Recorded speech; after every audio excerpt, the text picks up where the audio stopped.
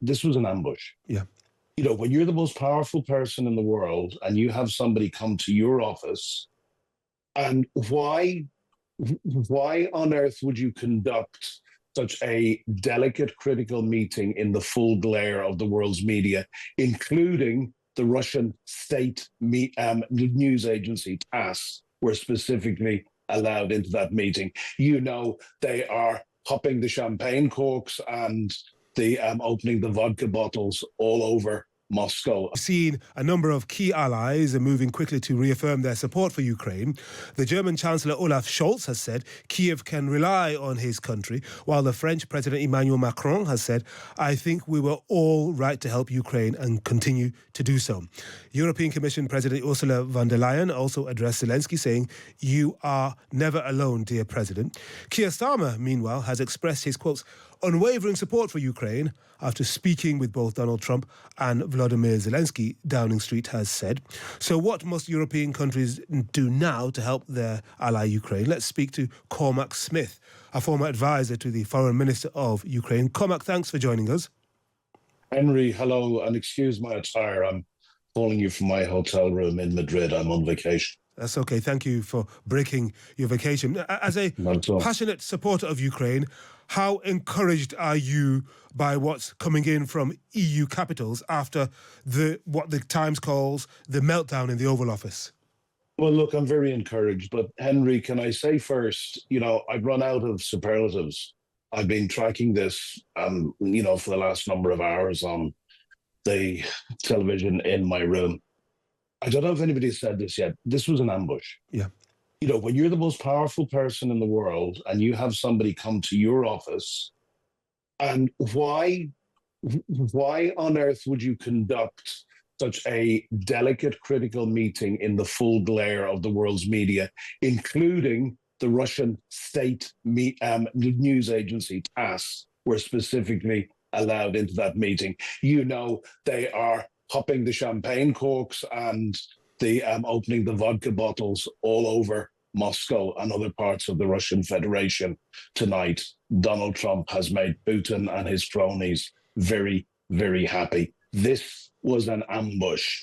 Volodymyr Zelensky he has been doing this for over 3 years with world leaders. There is never a time when he doesn't start and end by thanking any country he's speaking to. I spent 2 years in Ukraine. I've made friends there for life. I found them the most grateful people I have ever come across. To speak to the leader of a country that is being so horrendously attacked by Russia at the moment with such disrespect was absolutely despicable. I don't think we have ever seen world leaders of what we would call the free world and behave like this. And, in my short diplomatic career, I've been in 1 or 2 fairly tense meetings, but this broke all the norms of diplomacy. Well, it certainly did, Cormac. And if you listen closely to what Lindsey Graham, the senator and Trump loyalist, has been saying, he warned Zelensky to be careful to avoid traps. And he says Zelensky blew it and should now consider his position. How sympathetic are you to that? He didn't really read the room, and he knew that there was going to be a problem because of the history between them. I'm not sympathetic to it at all. I think President Zelensky was in an almost impossible position. When you're dealing with somebody like Donald Trump, as when you're dealing with somebody like Putin, you have to stand your ground and you have to stand up to these people. If you roll over and you're supplicant, they will walk all over you. But from what I saw, President Zelensky tried very, very respectfully.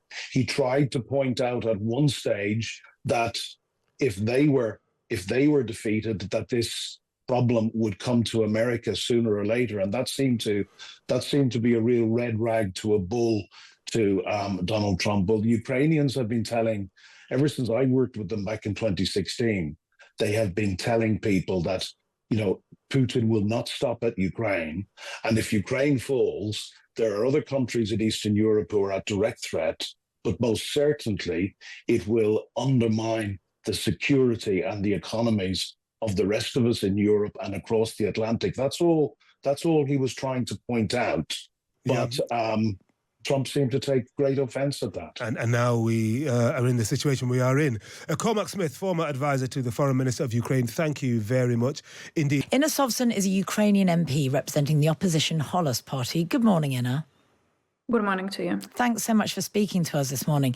Inna, I mean, we have been looking at the reaction from Moscow, the reaction from Washington. What's the reaction in Kyiv this morning to the events that went down in DC yesterday evening? Well, we have all been following that live, of course, and I think it's fair to say that we have, initial reaction was that of a shock. We didn't expect this sort of aggression towards our president. We didn't expect him being attacked in the Oval Office by the allies.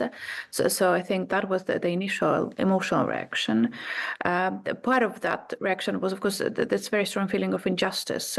Why are we being yelled at? Why are we being treated this way, while at the same time we remember the meeting in Al Riyadh a week or so ago, where the Americans have been all nice and friendly and cozy with the Russians, and that's very difficult to comprehend. Why are they attacking us, the country that has been the victim of this aggression, yet at the same time being all nice and friendly with the Russians? Why are we being blamed for the war? And being blamed for not wanting peace, which is, of course, a ridiculous claim to make. So I think that's this feeling of injustice of the whole situation is prevailing feeling among Ukrainians. But then, of course, thinking rationally, we're thinking about how to move forward from that, and that's a more complicated question. Yeah, absolutely. We'll come back to the rational question of how to move forward in a second. But there's been lots of discussion this morning about how President Zelensky handled himself and whether he could have responded better. What's the feeling about that in Kyiv?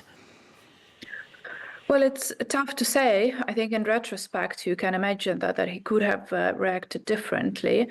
But trying to put yourself into his place, and I'm speaking here as a member of opposition, so I'm not from President's party.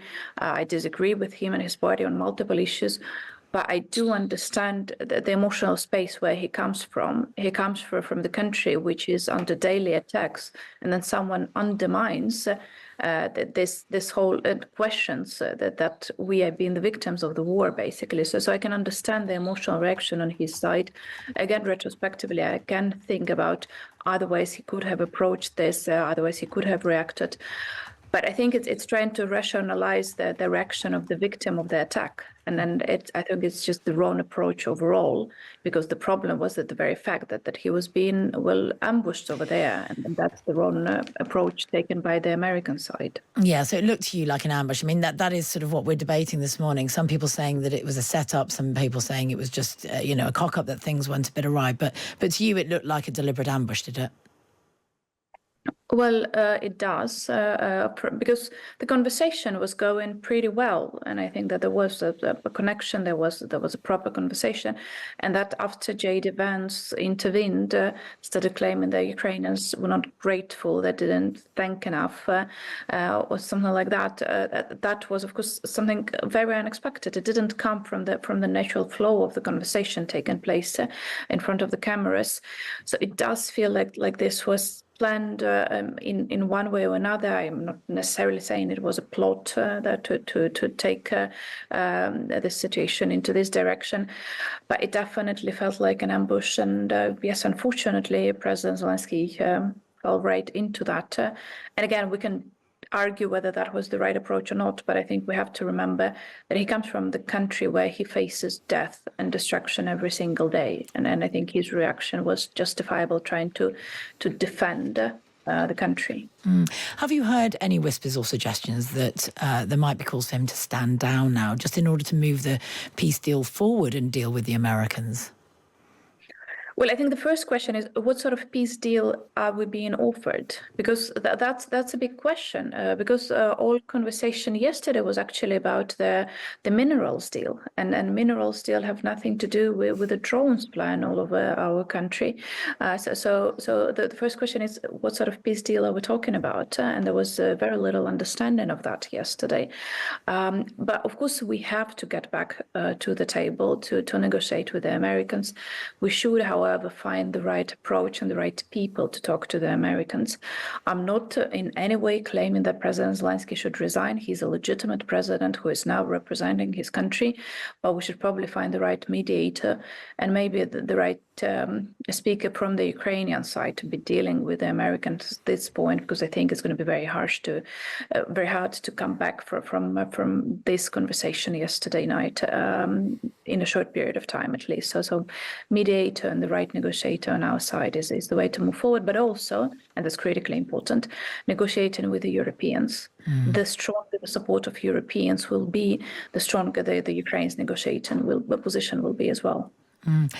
Before I let you go, Inna, if America wants an apology, do you think Zelensky is the sort of man who will apologise? Well, I definitely believe that President Zelensky wants peace established in our country. So if he will see that this can bring peace to Ukraine, then yes, of course. Of course, theoretically, this would also mean that we would need some sort of justice from the side of Putin, the guy who actually provoked all of that. But that's going to be a longer discussion again. But I do believe President wants peace, and if we as a country will believe that this is the way forward, he will do this. The question is that a possibility? Thank you so much for your time, Inna, and for your insights this morning. We really appreciate it. That's Inna Sovsun, who is a Ukrainian MP from the opposition Holos Party.